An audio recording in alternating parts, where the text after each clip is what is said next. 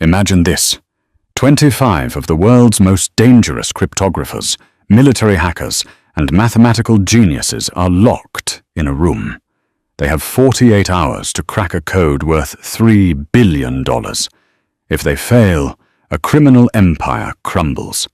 For 2 days, they sweat, they scream, and they fail.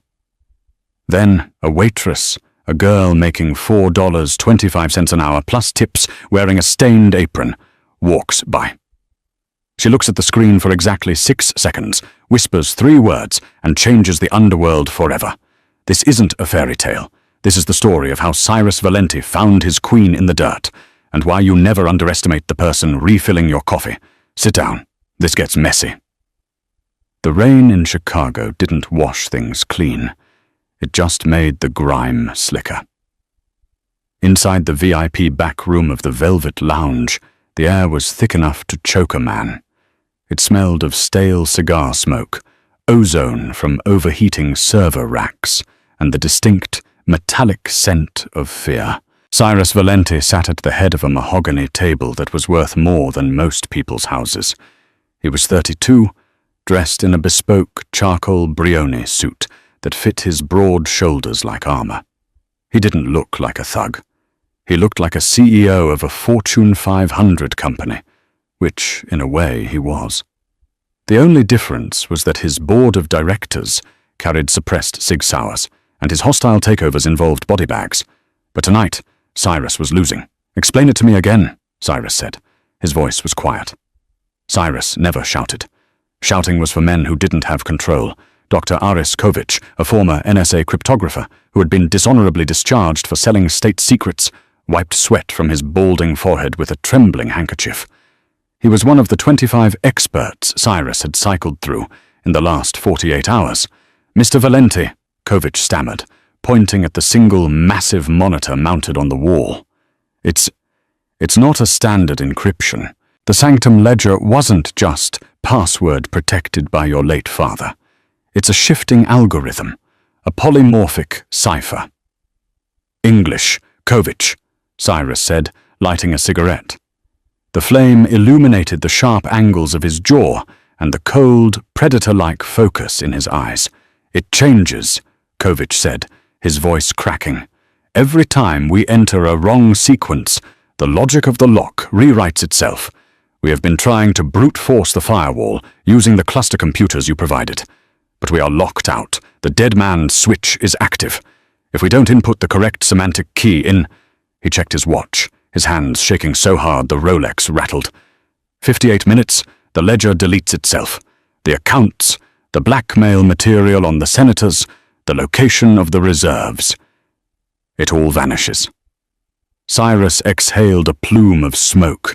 "So you're telling me that I paid you $2 million, and you're going to let my empire evaporate because you can't figure out a riddle my father wrote before he died?" "It's not a riddle," Kovich protested, desperate. "It's chaos mathematics. We've tried the Fibonacci sequences. We've tried the Enigma variations. We've run it through the Deep Blue AI protocol. It's uncrackable without the physical key." Cyrus stood up. The room, filled with 5 other hackers and 3 armed guards, went dead silent. "My father," Cyrus said, walking slowly toward the screen, "didn't know how to turn on a computer until 2005. He didn't use chaos mathematics. He used a notebook and a pen. You're overthinking it because you're arrogant." "Sir, with all due respect—" "Get out," Cyrus said. "Sir, get out. Take a break. Go to the bar. Get some coffee. If you aren't back in 10 minutes with a fresh perspective, I'm going to have Victor break your fingers one by one so you can't type the wrong code ever again." Kovich turned pale. He nodded frantically and scrambled out of the room, the other technicians following him like rats fleeing a sinking ship. Cyrus was left alone with his second-in-command, Cale. "Boss," Cale said, his voice low, "we're running out of time. The Commission is breathing down our necks. If we lose the ledger, the Russians move in on the south side by tomorrow morning." "I know," Cyrus snapped. He rubbed his temples. He was exhausted. He hadn't slept in 3 days. He needed caffeine, and he needed a moment to think, without the hum of servers, and the smell of cowardice. "Let's go to the front. I need a clear head." "The front? Ideally, sir, we should stay secured. I own the building, Cale. I want a coffee from a pot that hasn't been sitting in this room for 6 hours. Cyrus pushed through the heavy soundproof doors and walked out into the main club area. Since it was a Tuesday afternoon, the club was closed to the public. The neon lights were off. The only illumination came from the service lights over the bar, and that was where he saw her. Nora Solis was invisible. She had perfected the art of it. She was 24, with messy dark hair tied back in a utilitarian bun and eyes the color of oxidized copper. Her uniform was a size too big, hanging off a frame that was too thin. She had been working at the Velvet Lounge for 3 months, and in that time she had spoken maybe 50 words to the management. "Yes, sir. Right away, sir. Sorry about the wait." She was the ghost who wiped the tables, the shadow who polished the glasses. Nora wasn't just a waitress. 7 years ago, she had been a prodigy. She had been accepted into MIT at 16 on a full scholarship for theoretical mathematics. But life doesn't care about potential. Life cares about debt. When her father, a brilliant but addicted gambler, had racked up 6 figures in debt to the wrong people, Nora dropped out. She worked 3 jobs to pay off the sharks. Then her father got sick. Cancer, the slow and expensive kind. The medical bills ate everything else. He died 6 months ago, leaving her with nothing but a rusted Honda Civic, a crushing pile of invoices, and a mind that never, ever stopped working. She saw patterns everywhere. She looked at the floor tiles and saw geometric fractals. She looked at the tips left on the tables and calculated the statistical probability of the next customer's generosity. It was a curse. She couldn't turn it off. Tonight, the club was supposed to be empty, but the suits in the back room had been buzzing all day. She knew who they were. Everyone knew who Cyrus Valenti was. You didn't work in this city without knowing the name of the predator at the top of the food chain. She was scrubbing the mahogany bar top when the double doors swung open. Cyrus Valenti walked in. He looked like a storm cloud in a suit. He radiated a dangerous, kinetic energy. Following him was Cale, his muscular bodyguard who looked like he chewed rocks for breakfast. Nora kept her head down. "Be invisible," she told herself. "Just wipe the wood. You are furniture." Cyrus sat on a bar stool 3 feet away from her. He placed a tablet on the counter, face up. "Coffee," Cyrus said. "Black."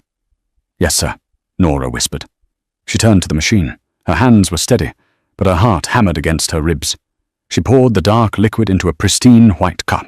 As she turned back to serve him, her eyes inadvertently brushed across the tablet screen Cyrus had thrown down. It was a live feed of the monitor in the back room. Nora froze, just for a fraction of a second. On the screen was a sequence. It was a grid of letters, numbers, and symbols. To the average person, it looked like gibberish. To the hackers in the back, it was a polymorphic cipher. To Nora, it was music. It was a grid of 64 characters, but the spacing was irregular.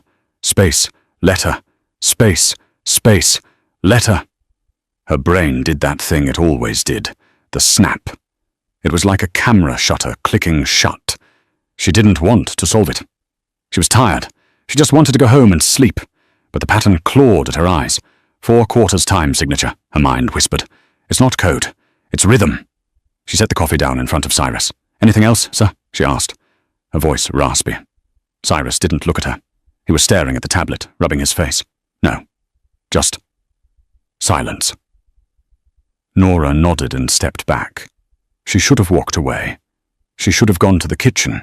But then Kovic, the sweaty expert, burst through the doors from the back hallway, followed by 2 other men. They were arguing loudly. "It's an RSA 2048 encryption." "No," one of them shouted. "We need a quantum key. It's not RSA, you idiot," Kovic yelled, waving his hands. "It's a variation of the Visionaire square. But the keyword is shifting based on the timestamp." Cyrus slammed his hand on the bar. The sound was like a gunshot. "I said silence!" Cyrus roared. The men froze. Cyrus picked up the tablet and shoved it toward Kovich. "Look at this. You have 40 minutes left. The screen is mocking you. My father wasn't a mathematician. He was a bootlegger who liked opera and boxing." "Why is there a % sign next to the letter Q?" Kovich squinted. It's clearly a syntax error in the code, sir. A decoy." Nora was wiping a glass. She couldn't help it. She mumbled, barely audible. "It's not a syntax error. It's a rest note." The silence that followed was absolute. It wasn't the silence of peace. It was the silence of a predator hearing a twig snap. Cyrus slowly turned his head. He didn't look at Kovich. He looked at Nora. "What did you say?" he asked. His voice was terrifyingly calm. Nora's blood ran cold. She gripped the rag in her hand. "Stupid, stupid, stupid, stupid." "Nothing, sir," she said quickly, lowering her eyes. I'm sorry. I'll go to the kitchen." "Stay right there," Cyrus commanded. He stood up and walked the 3 steps to where she stood behind the bar. He towered over her.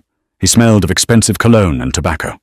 "You said it's a rest note," Cyrus said. "Explain." "Sir, she's just a waitress." Cale stepped in, his hand moving toward his jacket. "She doesn't know anything. I'll get rid of her." "I am talking to her," Cyrus said, not breaking eye contact with Nora. "You looked at the screen. You saw the grid. What did you see?" Nora looked up. She saw the exhaustion in Cyrus's eyes, but she also saw intelligence. He wasn't like the men in the back room who were obsessed with their own cleverness. He just wanted the answer. She took a breath. If she was going to die, she might as well be right. "The experts are looking for a mathematical formula," Nora said, her voice gaining a little strength. "They think the symbols are variables. They aren't." She pointed a shaking finger at the tablet on the bar. "Your father. You said he liked opera." Cyrus frowned. "Yes, Puccini, Verdi." "The grid is 8 by 8, Nora said, speaking faster now. 64 squares. But look at the distribution of the symbols, the percentage sign, the ampersand. They appear at intervals of 3, then 4, then rest. It's sheet music written in ACI characters." Kovich let out a scoffing laugh. "Sheet music?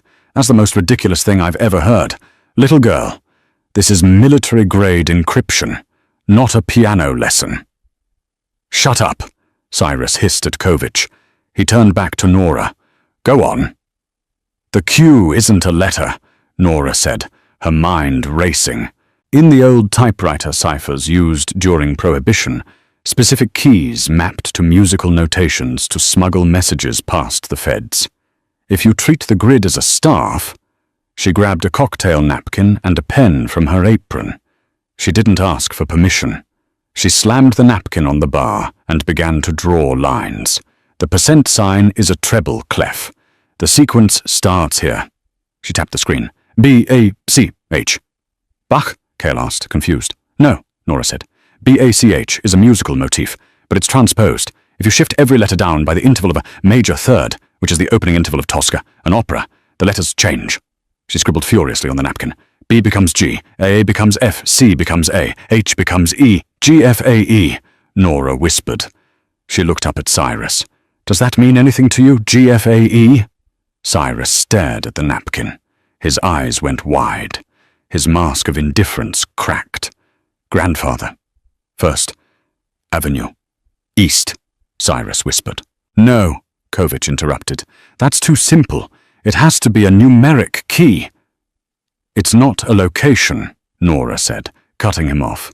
"It's the keypad pattern." She grabbed the tablet. "May I?" Cyrus didn't speak. He just nodded.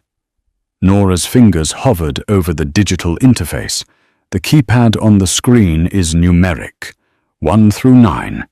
If you trace the shape of the letters G, F, A, and E on a standard telephone keypad. 4, 3, 2, 3. "Stop," Cyrus said. He took the tablet from her. He looked at the countdown. 0 hours, 3 minutes, and 45 seconds. He looked at Kovich, who was shaking his head in disbelief. Then he looked at Nora. "If you're wrong," Cyrus said softly, The system wipes everything. $3 billion. Gone. I'm not wrong, Nora said. She didn't know where the confidence came from. Maybe she was just tired of men like Kovich, thinking they owned the world because they had degrees. Your father didn't trust computers. He trusted Tosca. He trusted the music.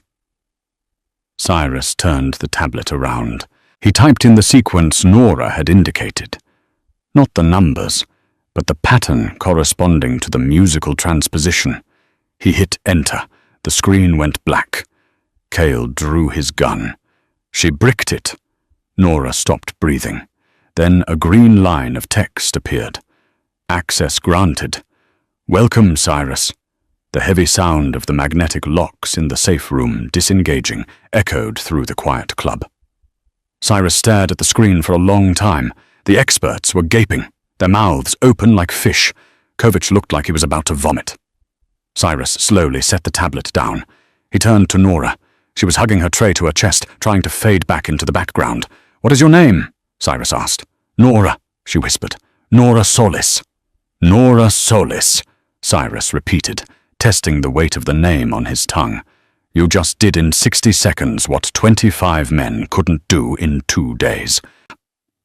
He reached into his jacket pocket, pulled out a money clip, and tossed a stack of $100 bills onto the bar.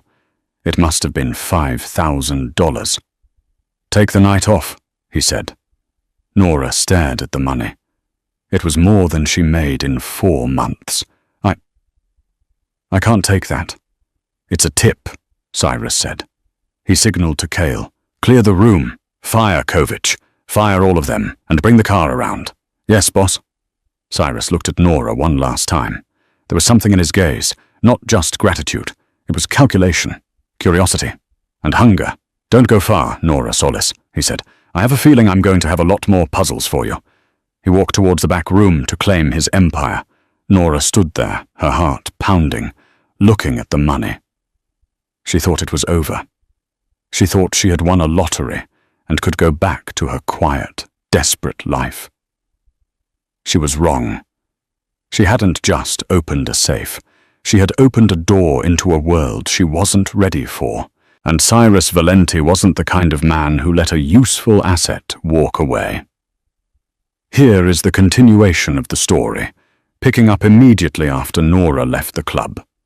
Underscore, underscore, underscore, underscore, underscore, underscore, underscore, underscore, underscore, underscore, underscore, underscore, underscore, underscore, underscore, underscore. The $5,000 lasted exactly 6 hours.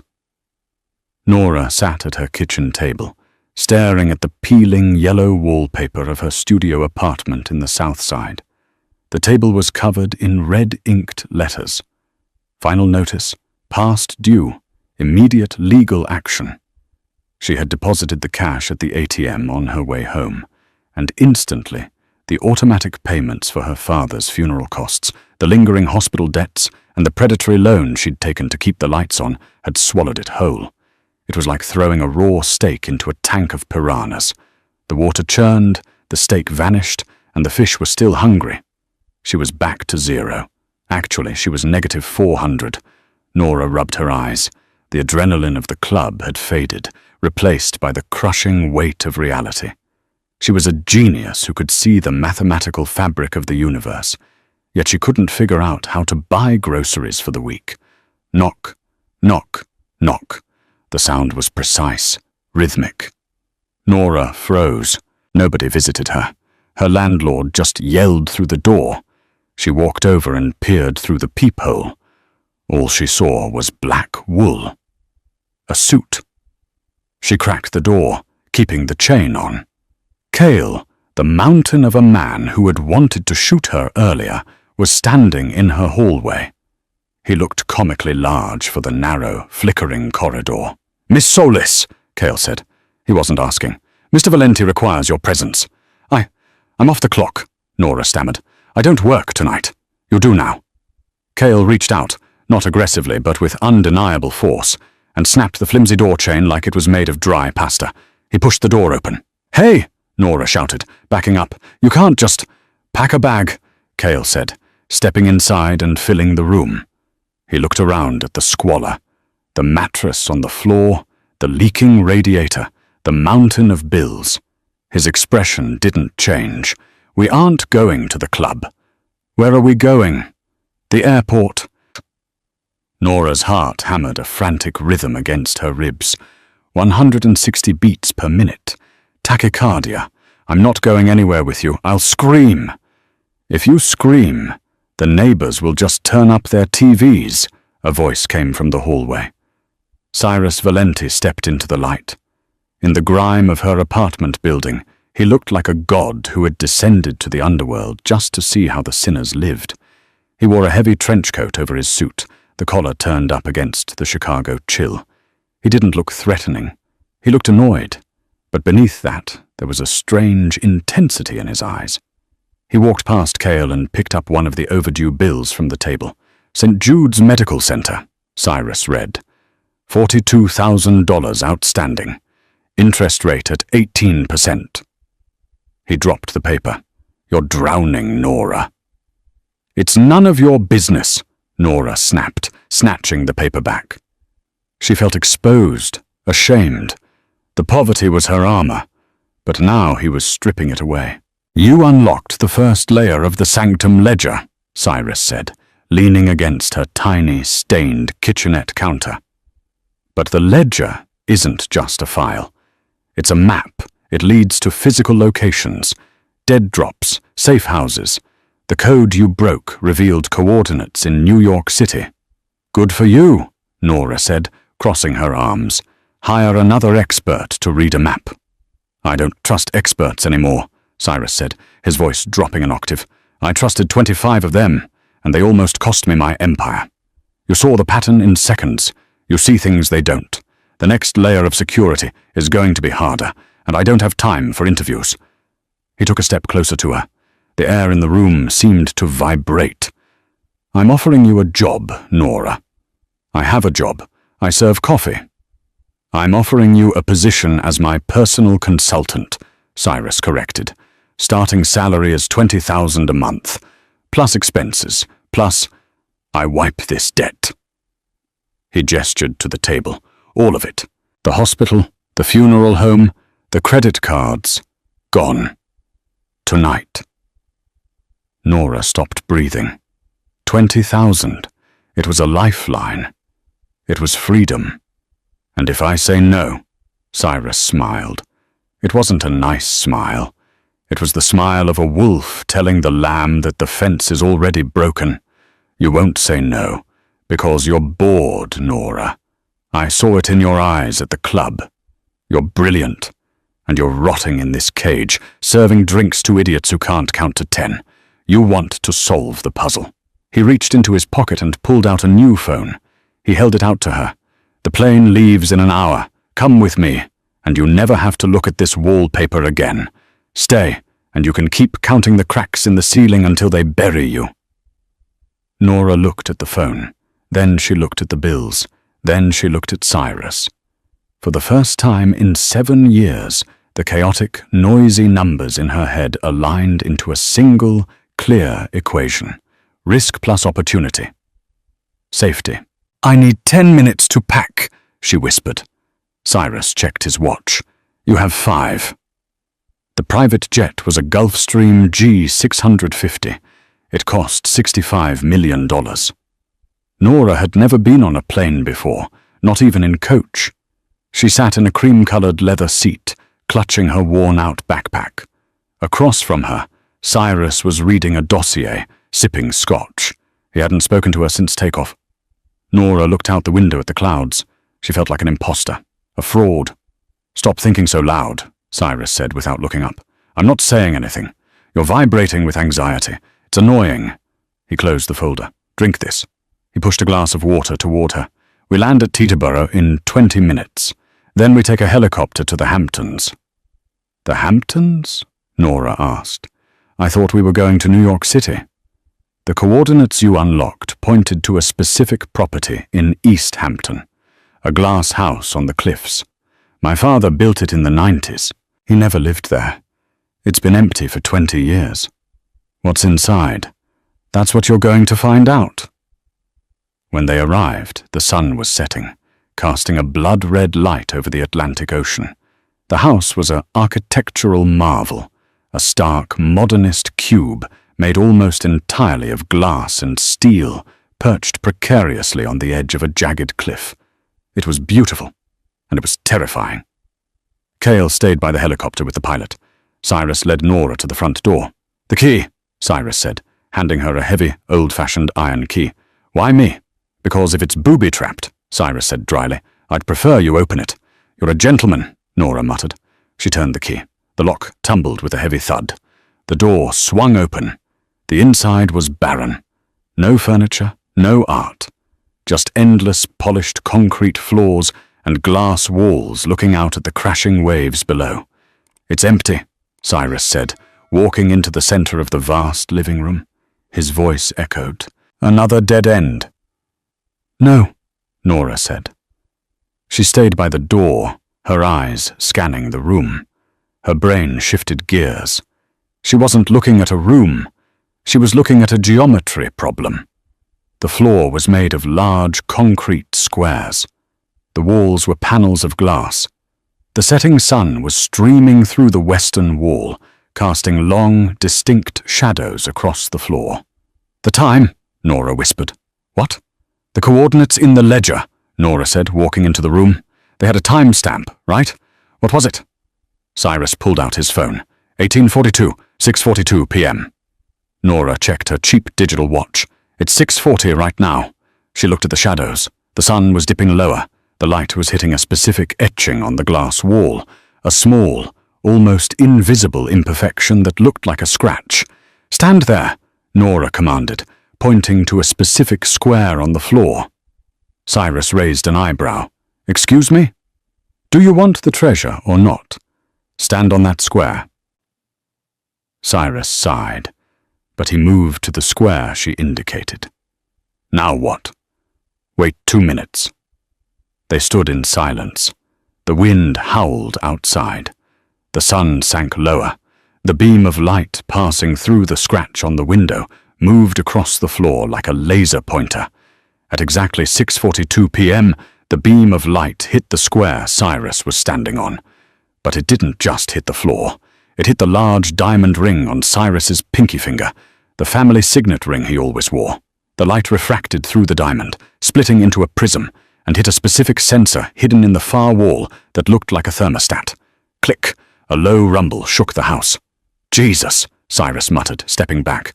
The center of the concrete floor began to descend. It was a hydraulic lift. "It wasn't a digital lock," Nora said, a small smile playing on her lips. "It was a solar alignment, like the Egyptians. Your father really was dramatic." "He was a lunatic," Cyrus corrected, but he sounded impressed. He looked at Nora. The way the sunset lit up her face made her look less like a starving waitress and more like a sorceress. "After you." They stepped onto the platform and descended into the dark. The basement was a climate-controlled server farm. It hummed with power. Rows of hard drives blinked in the darkness. "This is it," Cyrus said, his voice reverent. "The Black Archive. Every deal, every bribe, every leverage point the Valenti family has collected for 50 years. It's all here." He moved to the main terminal. "If I can sync this with the Chicago network, I own the city. The Romanos, the Russians, they'll be kneeling by morning." He began to type. Nora hung back. Something felt wrong. Her eyes scanned the room. The servers were arranged in a U-shape. The wiring ran along the ceiling in neat bundles. Blue, red, yellow, blue, red, yellow. Then in the corner, blue, red, red. The pattern broke. "Cyrus," Nora said, her voice trembling. "Not now, Nora. I'm bypassing the firewall." "Cyrus, stop typing!" I said quiet. "The wiring!" Nora screamed. "It's not a server farm. It's a circuit." Cyrus froze. His finger hovered over the Enter key. "What are you talking about?" "Look at the corner," she pointed. "The cabling pattern shifts. That's not data transmission. That's C4 wiring. This isn't a vault. It's a bomb." Cyrus stared at the corner. He saw the faint, blinking red light taped behind a bundle of wires. It's a kill switch, Cyrus realized, his face paling. If I access the data, it triggers the detonator. My father didn't build this to store power. He built it to bury his successor if they were greedy. We have to get out, Nora said. Now. Suddenly, the hydraulic lift they had come down on groaned and began to rise, without them on it. Cale, Cyrus shouted into his radio. Cale, bring the lift down. Static. Then a voice that wasn't Cale's. Sorry, Dom. Cale is currently taking a nap. A permanent one. Cyrus's blood turned to ice. He knew that voice. Arthur, Cyrus growled. Arthur Sterling, the family lawyer, the man who had been the executor of the will, the man who had hired the 25 experts. You were never supposed to crack the code, Cyrus. Arthur's voice echoed through the basement speakers. You were supposed to fail, so the assets would revert to the estate, to me. But then you brought in that little waitress. She's clever, too clever, but she led you right into the grave. You killed my father, Cyrus said, the realization hitting him. He was old, he was weak, and you're just a thug in a suit. Goodbye, Cyrus. The speakers clicked off. A digital timer on the wall lit up. 5 o'clock, 4:59. 5 minutes, Cyrus said. He looked at the heavy steel blast doors that had sealed the room. We're sealed in. He's going to bury us under the Atlantic. He pulled his gun and fired at the control panel of the door. Sparks flew, but the door didn't budge. He threw his shoulder against it. Nothing. For the first time, Cyrus Valenti looked truly helpless. He slid down the wall, sitting on the cold floor. I'm sorry, he said. He looked at Nora. I dragged you into this. You should be pouring coffee in Chicago. Nora stood in the center of the room. Her breathing was shallow. Panic was clawing at her throat. She wanted to curl up and cry. She wanted to scream. But the numbers were still there. She looked at the bomb wiring. She looked at the server racks. She looked at the timer. 4:15. Shut up, Nora said. Cyrus looked up, startled. What? I said shut up. I can't hear the pattern when you're pitying yourself. Nora walked over to the wall of servers. She ripped the panel off the main terminal. Wires spilled out like guts. Arthur thinks this is a trap, Nora muttered, her hands moving fast, tracing the lines. But he's a lawyer. He doesn't know engineering. He hired someone to rig this. So every system has a logic, even a bomb. She grabbed a pair of wire cutters from a toolkit left on the floor. Cyrus, give me your belt. My belt? The buckle. I need to bridge the circuit. Cyrus ripped his belt off and handed it to her. The timer is connected to the server boot sequence, Nora said, sweat dripping down her nose. If the servers shut down, the bomb goes off. If the timer hits 0, the bomb goes off. So we're dead either way. No, we need to create a loop, an infinite loop. We need to make the computer think it's constantly rebooting, freezing the timer between seconds. She jammed the silver belt buckle between 2 exposed copper contacts on the motherboard. Sparks showered over her hands. She flinched but didn't let go. Type, Nora yelled. What do I type? Cyrus scrambled to the keyboard. The Fibonacci sequence, but in reverse. Fast! Cyrus's fingers flew across the keys. He didn't ask why. He just trusted her. 21, 13, 8, 5, 3, 2, 1, 1. Enter! Nora screamed. Cyrus hit enter. The room went black. The hum of the servers died. The silence was deafening. Nora closed her eyes, waiting for the fire, waiting for the end. 1 second, 2 seconds, 3 seconds. Nothing happened. Then the emergency red lights flickered on. The timer on the wall was frozen. 0:01. The bomb was dormant.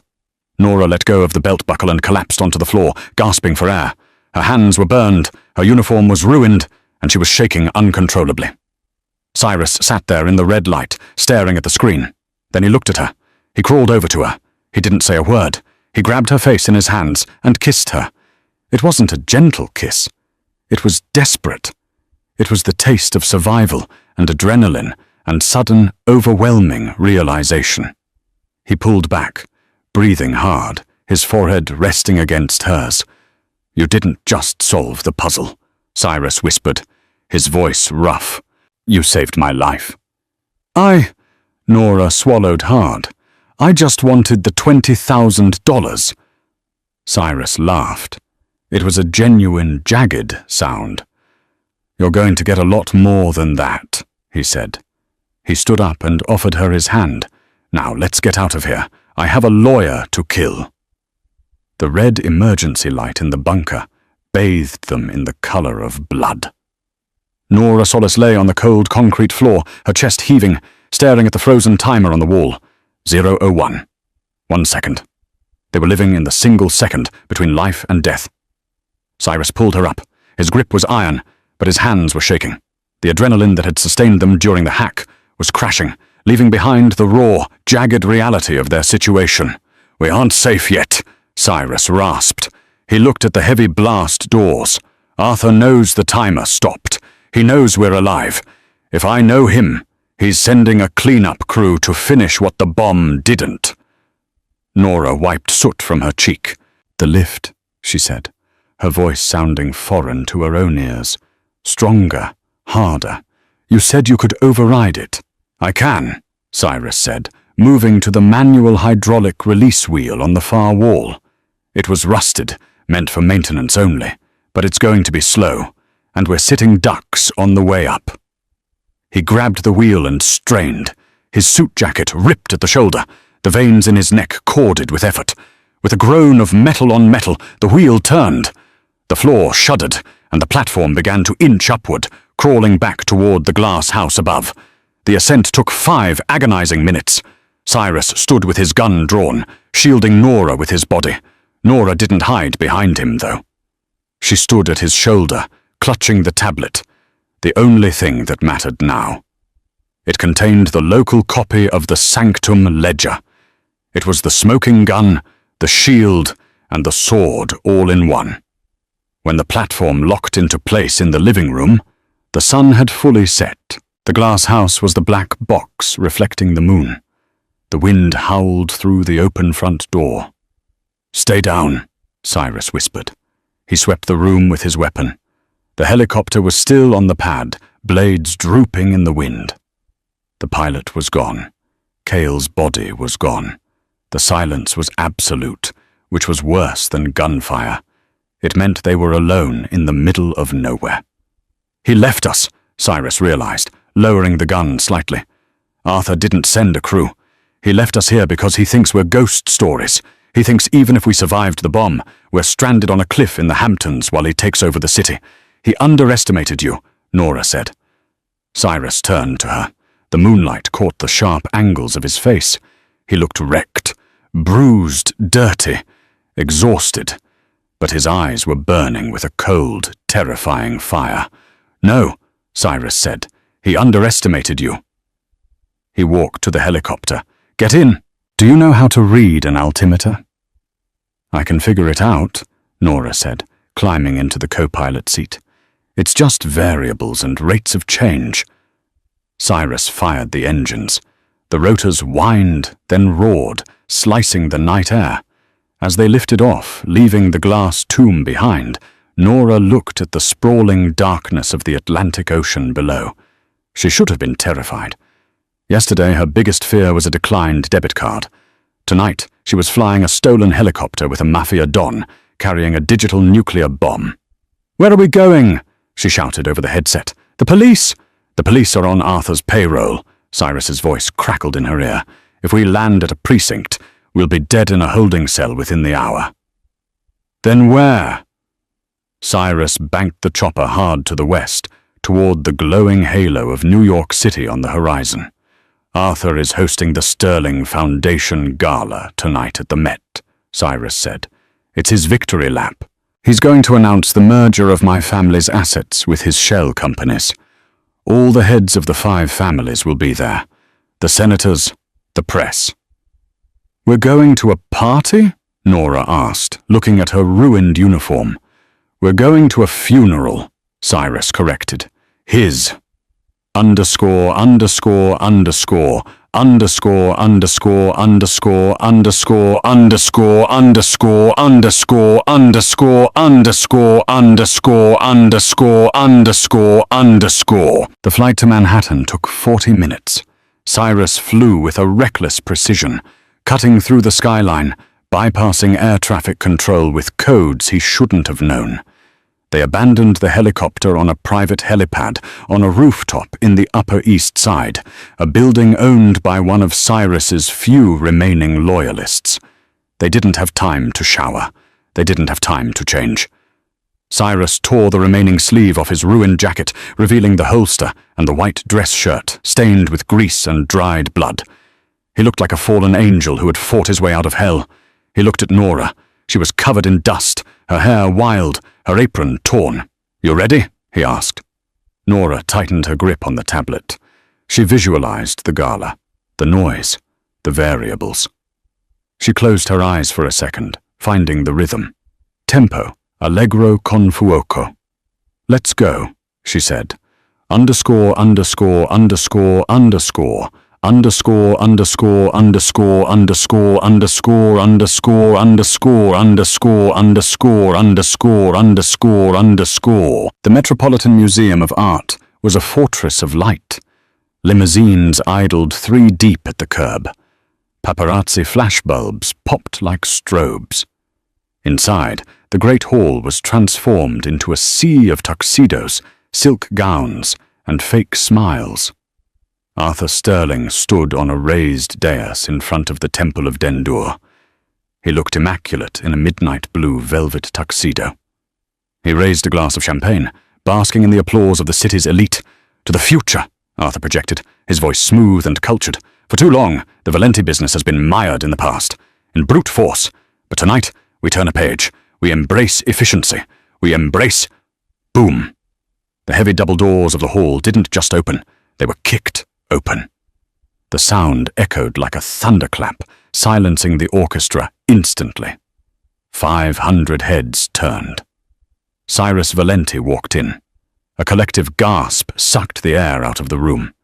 It wasn't just that he was supposed to be dead. It was how he looked.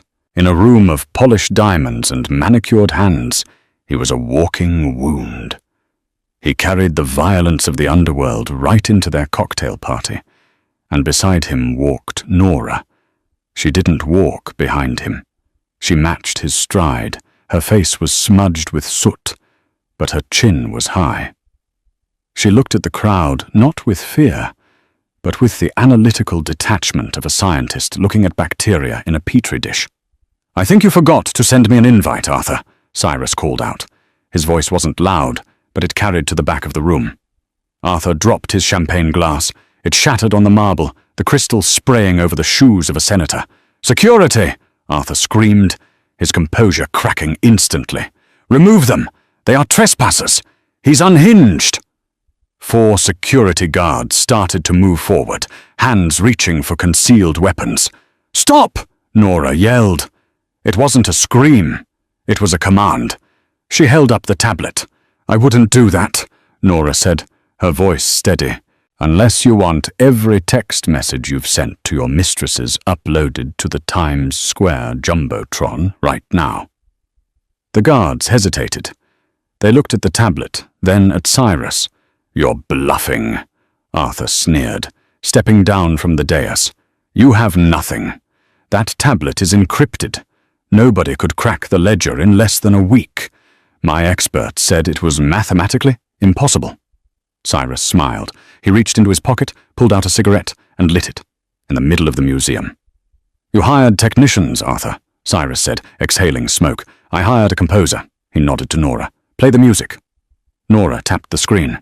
She didn't just dump the files. She orchestrated them. Behind the stage, 3 massive projection screens, meant for Arthur's tribute video, flickered. System override. Source: The Silent Cipher. Suddenly the room was bathed in the blue light of data. On the left screen, bank transfers. Arthur Sterling, Judge Holloway, $500,000. Subject: dismissal of racketeering charges. Arthur Sterling, Deputy Mayor, $1.20 million. Subject, zoning permits for the warehouse. On the right screen, surveillance photos. Grainy, high-definition photos of Arthur meeting with rival cartel leaders. Photos of him handing over a briefcase to the man who had planted the car bomb that killed Cyrus's father. On the center screen, the kill list, a spreadsheet titled Liquidation Assets. Cyrus's name was at the top. Next to it, status, pending. Below it were the names of 3 senators currently standing in the room, sipping Arthur's wine. The room erupted. It was pandemonium. The senators who saw their names on the kill list began screaming for the police. The judge who had been bribed tried to run for the exit, slipping on the spilled champagne. Arthur stood frozen in the center of the chaos, his empire dissolving into pixels around him. "No," he whispered. "No, it's a fabrication. It's a deep fake." He reached into his tuxedo jacket. He pulled out a sleek, silver pistol. He didn't care about prison anymore. He just wanted to stop the man who had risen from the grave to humiliate him. He aimed the gun at Cyrus's chest. "Die!" Arthur screamed. Nora didn't think. She didn't calculate. She saw the angle of Arthur's arm. She saw the distance. $D = 15 feet $. She saw Cyrus standing calm, accepting the bullet. Nora threw the heavy, ruggedized tablet. She threw it like a frisbee, with all the desperate force of a woman who had already survived a bomb that day. The tablet spun through the air and slammed into Arthur's hand just as he pulled the trigger. Bang! The shot went wide, shattering a priceless Greek vase. The gun clattered to the floor. Before Arthur could dive for it, Cyrus was there. Cyrus didn't hit him. He didn't shoot him. He simply grabbed Arthur by the throat and lifted him off the ground. "You wanted the family business," Cyrus whispered into Arthur's ear, his voice a low growl that only the 2 of them could hear. "This is the business. It's not numbers. It's blood. And you don't have the stomach for it." He threw Arthur to the ground just as the SWAT teams, summoned by Nora's automated distress protocol 15 minutes ago, burst through the skylights and the side doors. "FBI, everybody down!" Laser sights danced through the smoke and confusion. Arthur was tackled, cuffed, and dragged away, screaming obscenities. The guests were herded out. The flashbulbs kept popping, capturing the image that would be on the cover of every newspaper in the world the next morning. Cyrus Valenti, standing amidst the ruins of the gala, lighting another cigarette. And Nora Solis, the invisible waitress, standing beside him, the architect of the chaos. ________________________ _________________________________________________________________ 2 hours later, the adrenaline had finally drained away, leaving a bone-deep exhaustion. They sat on the steps of the museum, the cool night air sobering them. The police had taken their statements, but Cyrus's lawyers, the loyal ones, had already arrived to shield them. Nora looked at her hands. They were trembling again. "You threw the tablet," Cyrus said. He was leaning back on the stone steps, looking up at the stars. "I calculated the trajectory," Nora lied. "I knew it would hit his radial nerve." Cyrus chuckled. "You panicked and chucked a computer at his head. It was the most beautiful thing I've ever seen." Nora laughed. It started as a giggle and turned into a sob. The stress, the fear, the relief, it all poured out. Cyrus shifted. He wrapped his arm around her, pulling her close. He didn't say, "It's okay." He just held her, anchoring her to the ground. "You're free now," Cyrus said quietly. "The debt is gone. I transferred the funds while we were in the chopper. You have $5 million in an offshore account. You can go anywhere. MIT Paris. You never have to see me again." Nora pulled back. She looked at him.